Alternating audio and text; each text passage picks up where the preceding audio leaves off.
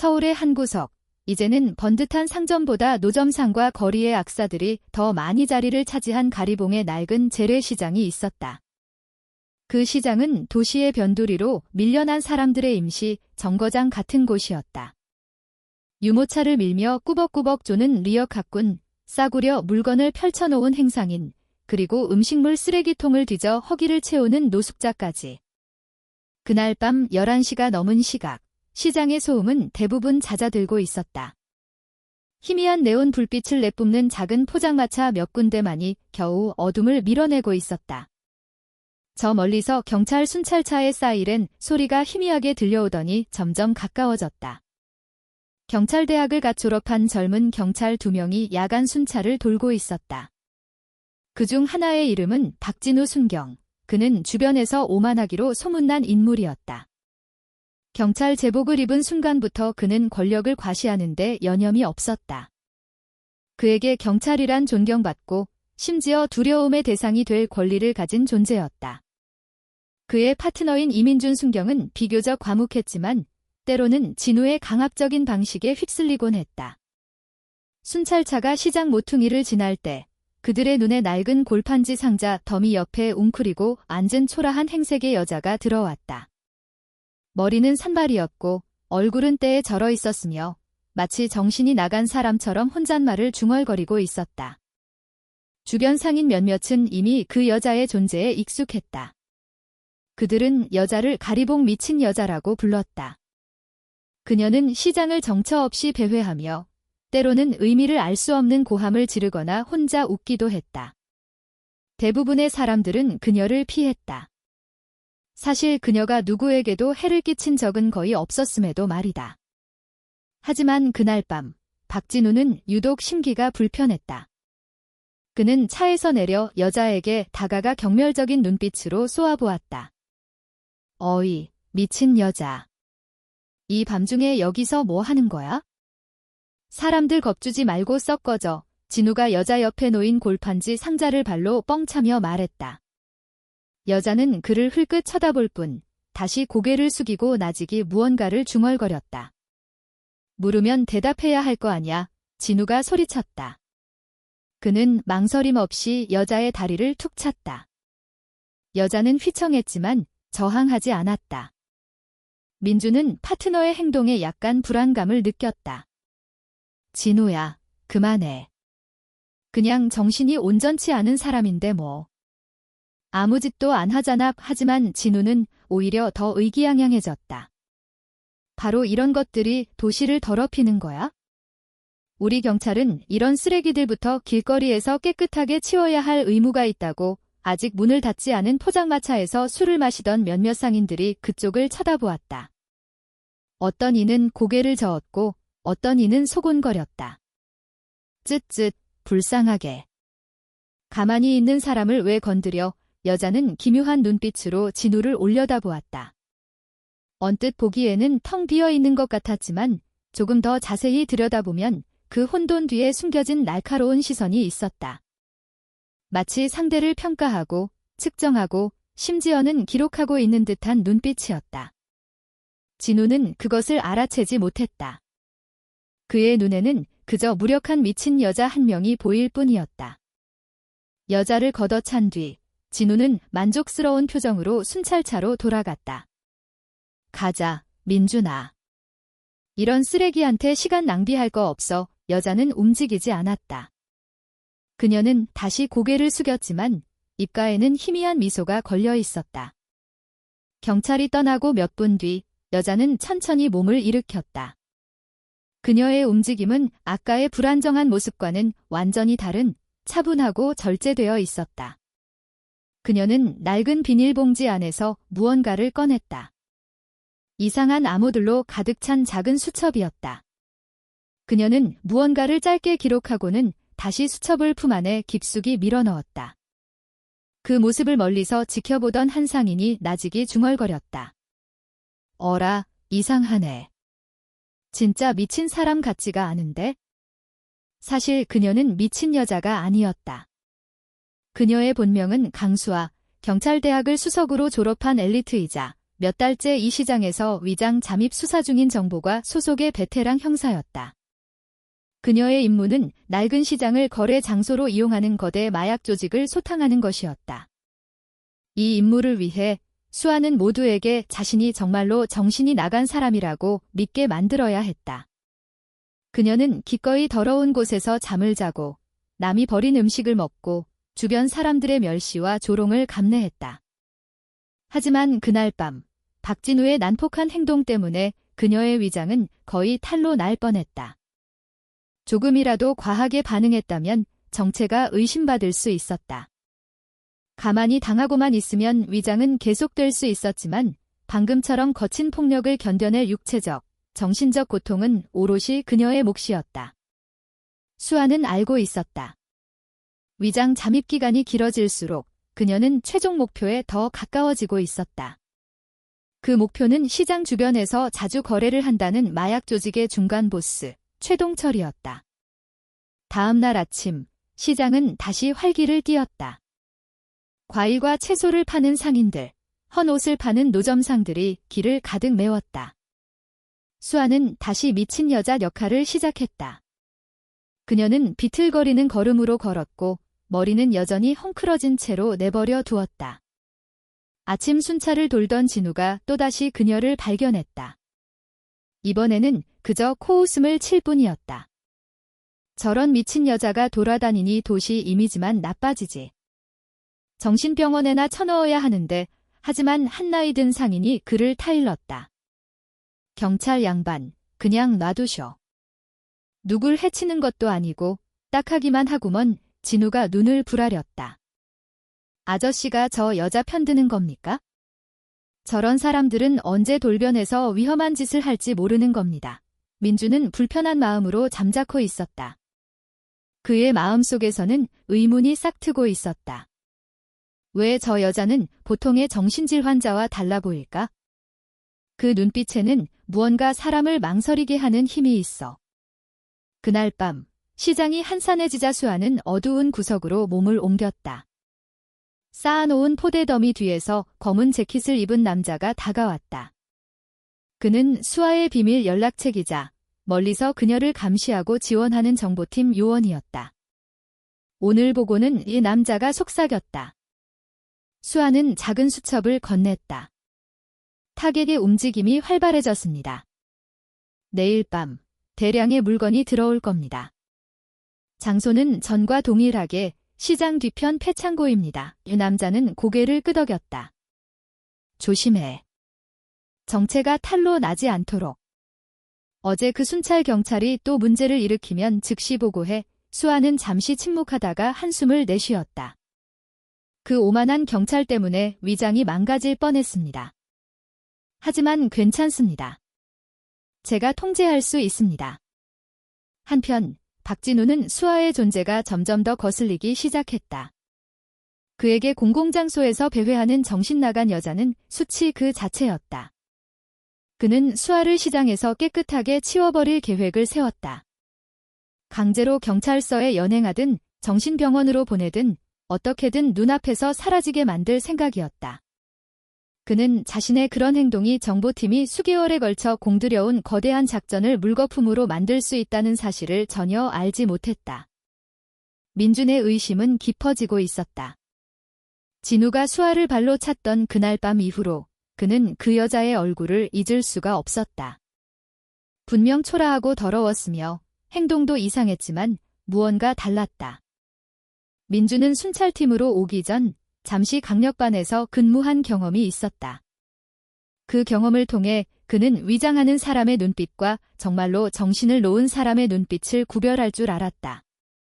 수아의 눈빛은 교묘하게 숨겨져 있었지만 너무나도 날카로웠다. 그 광기 뒤에는 완전한 의식이 존재했다.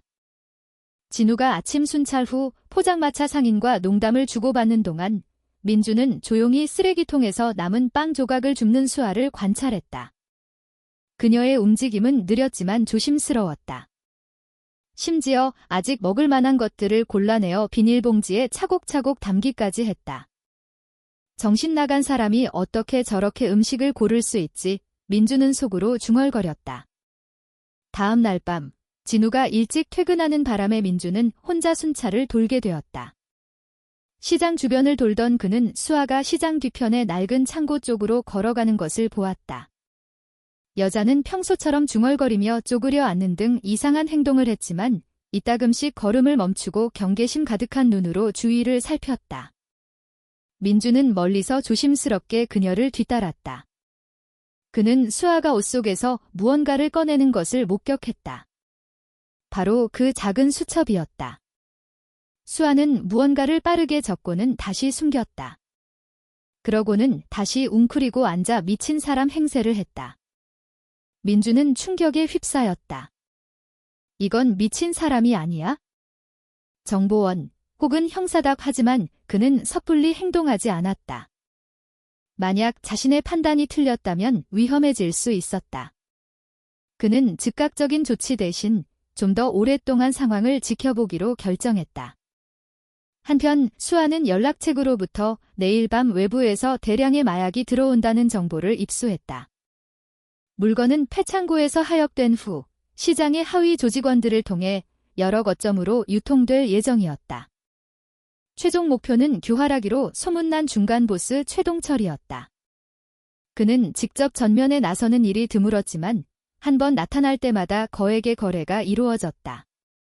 수아는 이번 거래 현장을 덮치면 최동철은 물론 그의 조직망 전체를 일망타진할 수 있다는 것을 알았다.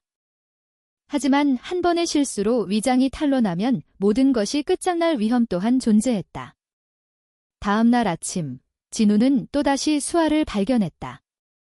이번에 그는 정말로 분노했다. 이 미친 여자 때문에 시장이 더 지저분해지잖아. 당장 서로 끌고 가야겠어. 그는 다짜고짜 수아의 팔을 거칠게 잡아 끌었다. 따라와. 경찰서로 가자. 수아는 알 수 없는 비명을 지르며 약간 저항했다. 모든 상인들이 깜짝 놀라 쳐다봤다. 아이고, 경찰 양반. 그러지 마쇼. 불쌍하잖아. 아무한테도 피해 안 줬는데 한 채소 가게 아주머니가 소리쳤지만 진우는 막무가내였다. 아주머니 같은 분들이 자꾸 감싸주니까 이런 정신병자들이 여기서 버티는 겁니다. 제가 처리하겠습니다. 이 수아는 경찰서로 연행될 수 없다는 것을 알았다. 그것은 작전 전체의 파멸을 의미했다. 어떻게든 빠져나가야 했지만 자신의 진짜 모습을 드러내서는 안 되었다. 그녀는 순간적으로 진우의 팔뚝을 세게 물었다. 진우는 반사적으로 그녀를 놓쳤다. 수아는 비틀거리며 비명을 지르면서 달려갔고 그 모습에 주변 사람들은 모두 놀랐다. 진우는 심한 욕설을 내뱉었다. 진짜 미친 거 아니야. 뒤늦게 도착한 민준이 그를 쫓으려는 것을 겨우 말렸다. 민준은 마음속으로 수아가 평범한 미친 여자가 아니라는 확신을 더욱 굳혔다. 그날 밤 수아는 시장을 배회하는 마약 조직의 말단 운반책 중 한 명인 영식이라는 젊은 남자에게 접근했다. 그녀는 담배를 구걸하는 미친 여자 행세를 했다. 어이, 담배 하나 줘. 추워 그녀가 중얼거렸다. 영식은 귀찮다는 듯 그녀를 밀쳤다. 저리가, 미친 여자야. 하지만 수아는 일부러 그의 발치에 작은 쪽지를 떨어뜨렸다. 그 쪽지에는 조직원들만 아는 특정 기호가 그려져 있었다. 영식은 흘끗 쪽지를 보고는 얼굴색이 변했다. 그는 황급히 쪽지를 집어들고는 주위를 두리번거리며 아무도 보지 않았는지 확인했다. 그는 수아가 곁눈질로 자신을 관찰하고 있다는 사실을 깨닫지 못했다. 내일 밤 뒤 창고 영식이 거의 들리지 않을 만큼 작은 목소리로 속삭였다. 수아는 미친 사람처럼 큰 소리로 웃으며 비틀비틀 그 자리를 떠났다. 그녀는 마음속으로 거래 시간과 장소를 확인하는 데 성공했다. 이미 수아를 의심하고 있던 민주는 멀리서 몰래 그녀를 뒤쫓고 있었다. 그는 수아와 영식 사이의 짧은 접촉을 목격했다. 대화 내용은 명확히 들을 수 없었지만 무언가 이상하다는 것을 직감했다. 어째서 미친 여자가 영식이 같은 마약 운반책을 저렇게 겁먹게 만들 수 있지, 그는 생각했다. 그날 밤, 민주는 온갖 의문으로 가득 찬 채 집으로 돌아왔다. 상부에 보고하고 싶었지만 만약 사실이 아니라면 경솔한 행동으로 문책당할 수 있었다. 이 모든 상황 속에서 수아는 사실 위장을 유지하는 것이 몹시 힘들었다. 모욕당하고 발길질당하고 돌팔매질을 당할 때마다 마음이 아팠다. 특히 진우가 자신을 거칠게 다룰 때 반격하고 싶은 본능을 억누르는 것은 고통스러운 일이었다. 하지만 그녀는 위험을 무릅쓰고 시민을 보호하겠다는 경찰로서의 맹세를 되새겼다. 그날 밤, 그녀는 시장 한 구석에 누워 하늘을 바라보았다. 이제 곧 모든 것이 끝날 거야. 하룻밤만 더 버티면 돼. 한편, 진우는 아직 분이 풀리지 않았다. 수아에게 물린 것이 자존심을 심하게 건드렸다. 그는 다음 날 밤에 반드시 그 여자를 체포하겠다고 다짐했다. 진짜 미친 여자든 아니든 상관없었다. 내가 옳다는 걸 증명하고 말겠어. 저런 것들은 청소되어야 해, 그가 민준에게 말했다. 민준은 반박하고 싶었지만 분위기를 더 악화시키고 싶지 않아 침묵을 택했다. 하지만 그는 마음속으로 다짐했다. 만약 수아가 정말 미친 여자가 아니라면 자신이 그녀를 보호해야 한다고. 긴장감이 감도는 창고. 그날 밤, 공기는 평소보다 유난히 후텁지근했다. 낡은 시장은 완전히 정막에 잠겼고 귀뚜라미 소리와 멀리서 들려오는 개 짖는 소리만이 간간히 정적을 깼다. 시장 뒤편에 낡은 폐창고가 유령처럼 서 있었다. 벽은 페인트가 벗겨지고 문은 녹슬어 있었다. 하지만 그날 밤, 그 창고는 특정 인물들의 주목을 받고 있었다. 건장한 체격의 남자 몇 명이 하나둘씩 나타나 커다란 배낭을 메고 안으로 들어갔다. 그들은 말이 없었고 고갯짓으로 서로에게 신호를 보낼 뿐이었다. 창고 안에는 희미한 전등이 켜졌고 낡은 나무 테이블과 커다란 상자들이 준비되어 있었다. 마침내 중간 보스인 최동철이 검은색 세단을 타고 나타났다. 그는 살집이 있는 몸에 배가 불룩했고 머리에는 기름을 발라 넘겼다. 흰 셔츠에 굵은 금목걸이를 걸친 모습이었다. 부하 2명이 차 문을 열어주자 그는 위압적인 걸음으로 창고 안으로 들어섰다. 준비는 다 됐나? 최동철의 목소리는 낮고 묵직했다. 네, 보스. 물건은 곧 도착합니다. 이 부하 중 한 명이 대답했다. 최동철은 엷은 미소를 지었다. 좋아. 실수 하나라도 있으면 너희들 목숨은 없는 줄 알아. 어둠 속에 숨은 수아는 만반의 준비를 하고 있었다. 그녀는 포대 더미 뒤에 웅크리고 앉아 미친 여자 위장을 계속했다. 멀리서도 창고에 드나드는 모든 사람을 식별할 수 있었다. 그녀의 손에는 작은 라이터 모양의 물건이 꽉 쥐어져 있었다. 그것은 사실 멀지 않은 곳에서 대기 중인 정보팀에게 신호를 보내기 위한 초소형 통신기였다. 하지만 정확한 타이밍을 기다려야 했다. 너무 빨리 신호를 보내면 작전은 실패할 것이고 너무 늦으면 거래가 끝나고 물건이 빠져나갈 터였다. 수아는 길게 숨을 들이마셨다. 진정해, 강수아. 오늘 밤 모든 희생을 보상받는 순간이야. 한편 오래전부터 의심을 품어온 민주는 진우 몰래 순찰에 동행하기로 결심했다. 그는 멀리서 수아를 따라가며 자신의 추측이 맞는지 확인했다. 수아가 창고 근처로 잠입하는 것을 보자 그의 심장이 격렬하게 뛰기 시작했다. 역시 미친 여자가 아니었어. 위장 수사 중인 거야. 민주는 수아가 작전 수행 중임을 확신했다. 그는 어떻게 해야 할지 몰랐다. 진우에게 보고해야 할까? 아니면 어둠 속에서 그녀를 지켜봐야 할까? 결국 그는 침묵을 선택하고 만일의 사태에 대비해 권총을 준비하며 상황을 주시하기로 했다. 문제는 진우가 그날 밤 우연히 낡은 시장에 나타나면서 발생했다. 그는 어제 물린 것에 대한 앙심을 품고 있었다. 그는 순찰차를 몰고 이미 텅 빈 시장 구역으로 들어섰다. 수아를 찾아 체포할 생각이었다. 창고 근처에서 그 초라한 여자의 모습을 발견하자 진우는 즉시 냉소적인 미소를 지었다. 찾았다. 미친 여자. 이번엔 도망 못 가. 그가 수아를 향해 빠르게 걸어갔다. 수아는 깜짝 놀랐다. 이렇게나 결정적인 밤에 진우가 나타날 줄은 예상치 못했다. 그의 행동이 최동철 조직원들의 주의를 끌면 모든 것이 위험해질 수 있었다. 수아는 다시 미친 여자 연기를 시작했다. 그녀는 고함을 지르고 비명을 내지르며 심지어 진우를 향해 작은 돌멩이를 던졌다. 그를 쫓아내기 위한 행동이었다. 하지만 불행히도 그녀의 비명은 창고 안의 최동철 부하들에게 들리고 말았다. 창고 안이 소란스러워졌다. 보스, 밖에서 시끄러운 소리가 들립니다. 부하 한 명이 보고했다.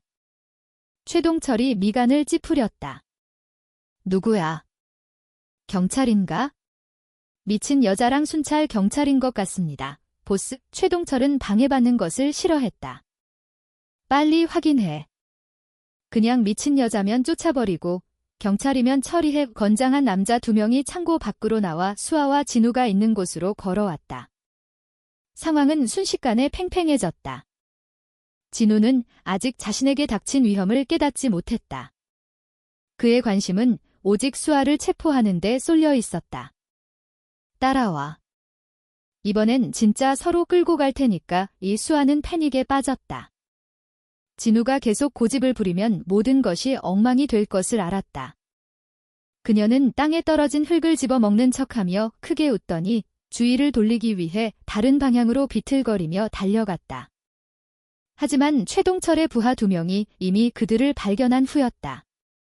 어이, 진짜 경찰이잖아. 진우는 그제야 경계태세를 갖췄다. 뭐라고? 너희들은 누구야? 문신으로 가득한 얼굴의 남자가 다가왔다. 잘난 척하는 경찰 날이 납셨네. 이 밤중에 혼자 순찰이라도 도나. 진우는 할 말을 잃었다. 처음으로 그는 두려움을 느꼈다. 멀리서 이 모든 것을 지켜보던 민준의 심장은 터질 듯이 뛰었다. 지금 당장 자신이 나서지 않으면 진우가 위험해지고 수아의 작전도 실패할 것이라는 것을 직감했다. 수아는 위험을 감수하기로 했다. 계속해서 미친 사람 행세를 할 수는 없었다. 그녀는 결정을 내려야 했다. 미친 여자 역할을 계속하며 진우가 당하는 것을 지켜보거나 혹은 상황을 구하기 위해 자신의 정체를 약간 드러내거나. 그녀는 재빨리 숨어있는 민준에게 다가갔다. 나 좀 도와줘요. 묻지 말고 거리 유지하면서 트럭이 올 때까지 기다렸다가 신호를 보내요. 민준은 수아가 또렷하게 말하는 것에 놀랐지만 즉시 고개를 끄덕였다. 당신이 미친 여자가 아니란 거 알고 있었습니다. 수아는 그를 짧게 쳐다보고는 다시 광기 어린 표정을 짓고 비명을 지르며 창고 쪽으로 달려갔다. 그녀의 목표는 단 하나, 진우에게서 쏠린 관심을 다른 곳으로 돌리는 것이었다. 얼마 지나지 않아 운반 트럭이 도착했다. 거대한 엔진 소리와 함께 수십 개의 상자를 실은 트럭이 창고 구역으로 들어섰다. 최동철은 만족스러운 미소를 지었다. 드디어 왔군. 오늘 밤 거하게 한탕하는 거야. 수아는 지금이 바로 기다리던 순간임을 알았다. 그녀는 통신기를 꽉 쥐었다. 하지만 정보팀이 확실한 증거를 확보하려면 물건이 완전히 하역될 때까지 기다려야 했다. 밖에서는 진우가 여전히 최동철의 부하들과 실랑이를 벌이고 있었다. 그는 상황의 심각성을 전혀 파악하지 못하고 있었다. 젠장, 이건 단순한 미친 여자가 아니야? 내가 생각했던 것보다 훨씬 큰 사건이야. 민주는 권총을 준비하며 중얼거렸다. 마침내 거대한 트럭이 창고 앞에 멈춰섰다. 최동철의 부하들이 서둘러 마약이 든 상자들을 내리기 시작했다. 희미한 불빛 아래 상자들은 나무 테이블 위에 쌓였다. 최동철은 작은 칼을 꺼내 상자 하나를 열었다. 내용물이 드러나자 수십 개의 흰 비닐봉지가 나타났다. 그는 활짝 웃었다. 이거야. 가장 순도 높은 물건이지. 내일 아침이면 모든 거점에 배급될 거다. 우린 부자가 되는 거야. 의 그림자 뒤에서 수아는 지금이 바로 그 순간임을 알았다. 그녀는 손에 쥔 라이터 모양의 통신기 버튼을 3번 눌렀다. 물건 확인. 팀, 진입하라, 비밀 신호였다.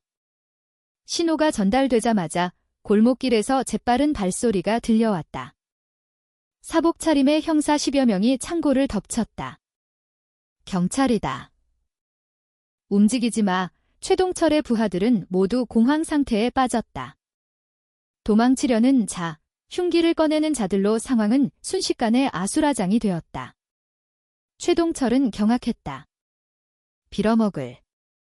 누가 정보를 흘린 거야? 수아는 그들 앞으로 달려나갔다. 더 이상 위장은 없었다. 그녀는 헝클어진 머리를 뒤로 넘기고 허리를 꼿꼿이 세우고 낡은 옷 속에서 작은 권총을 꺼내 들었다. 모두 꼼짝 마. 너희들은 완전히 포위됐다. 모두가 넋을 잃고 그녀를 바라봤다. 우연히 근처에 있던 시장 상인들은 경악의 비명을 질렀다. 맙서사, 저 미친 여자가 경찰이었어. 처음부터 모든 것을 지켜본 민주는 안도감과 함께 경외심을 느꼈다. 그의 추측이 맞았다. 수아는 형사였다. 그동안의 모든 위장은 헛되지 않았다. 그도 앞으로 나서며 공격하려던 최동철의 부하에게 권총을 겨눴다. 무기 내려놔. 도망칠 생각 마. 한편 최동철의 부하들과 대치하던 진우는 이제 완전히 혼란에 빠졌다. 자신이 그토록 경멸하고 발로 차고 체포하려 했던 미친 여자가 사실은 동료 경찰이었다는 사실을 깨달은 그의 얼굴은 창백해졌다. 그는 슬그머니 뒤로 물러나 숨으려 했다. 하지만 수아가 그를 날카롭게 쏘아보았다. 이제 알겠나? 내가 그토록 무시했던 사람이 누군지 수아가 단호하게 말했다. 만약 내가 아까 내 말대로 순순히 끌려갔다면 이 작전은 실패하고 모든 마약상들은 도망치고 수천 명의 사람들이 마약의 희생자가 됐을 거다. 진우는 아무 대꾸도 하지 못했다. 지독한 수치심이 그를 집어삼켰다. 이 광경을 목격한 주변 상인들도 수근거렸다. 어휴, 저 경찰은 잘난 척만 하더니 큰일 날 뻔했네. 최동철의 부하 중 한 명이 권총을 꺼내 들고 발악했다. 다 죽어버려. 탕, 탕. 두 발의 총성이 울렸다. 수아는 재빨리 그 남자를 제압했고 민준이 경고의 의미로 천장을 향해 총을 쏘며 그녀를 도왔다. 상황은 빠르게 통제되었다. 최동철의 부하들은 하나둘씩 체포되어 수갑이 채워졌다. 최동철 자신은 뒷문으로 도망치려 했지만 수아가 이미 그의 앞을 가로막고 있었다. 내 게임은 끝났어, 최동철. 이 시장이 내 더러운 사업을 위한 안전한 장소라고 생각했나? 최동철이 코웃음을 쳤다. 내가 그 미친 여자였군. 수아가 엷은 미소를 지었다. 그래. 그리고 내 광기는 감옥에서 끝나게 될 거다. 다른 형사들이 즉시 최동철을 덮쳤다. 모든 상황이 정리되자 시장 사람들은 여전히 믿기지 않는다는 표정으로 모여들었다. 그들은 서로 속삭였다. 어쩐지 보통 미친 사람이랑은 다르더라니.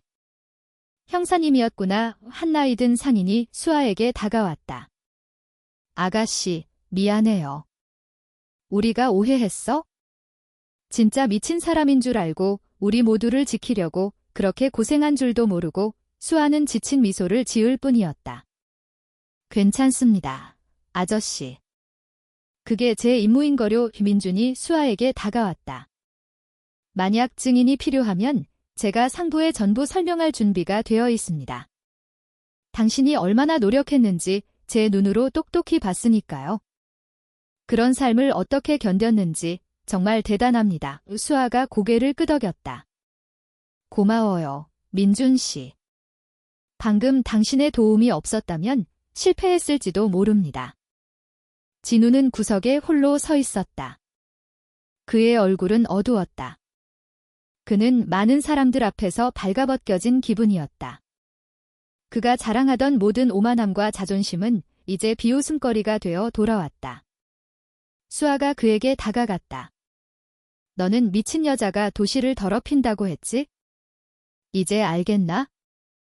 진짜 도시를 더럽히는 건 가난한 사람도 버림받은 사람도 아니야.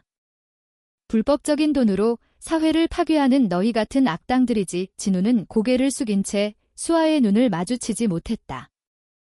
작전을 지휘하던 고참 형사가 수아의 어깨를 두드렸다. 훌륭했어, 강수아 경위. 자네의 위장 수사는 성공적이었어. 자네는 우리 모두의 자랑이다. 며칠 후 최동철과 그의 조직 검거 소식은 지역 언론에 대서특필되었다. 낡은 시장은 다시 한번 주목을 받았지만 이번에는 지저분하거나 미친 여자가 출몰하는 곳이 아니라 수개월간의 위장 잠입을 감수한 한 여성 형사의 용기 덕분이었다. 시장 상인들은 심지어 작은 축하 자리를 마련했다. 그들은 돼지머리를 놓고 고사를 지내며 수아의 안전을 기원했고 자신들의 시장을 더 안전하게 만들어준 것에 대해 감사했다. 민주는 그 자리에 참석했지만 진우는 고개를 숙인 채 뒤편에 서 있을 뿐이었다. 많은 주민들이 그를 냉소적인 눈으로 쳐다봤지만 수아가 오히려 그에게 다가갔다. 배워, 박진우 순경. 경찰이 된다는 건 약한 사람 위에 군림하는 게 아니라 그들을 보호하는 거야? 내가 스스로 변할 수 있다면 아직 좋은 경찰이 될 기회는 있어.